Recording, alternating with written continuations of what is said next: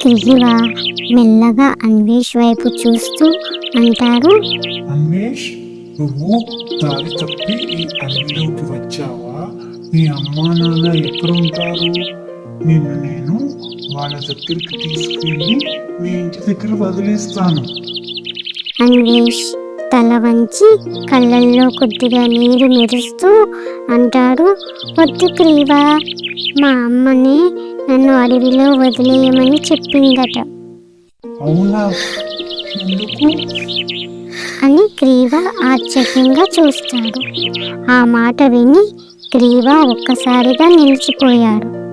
ఏమంటున్నావు అన్వేష్ అని ఆశ్చర్యంగా అడుగుతాడు.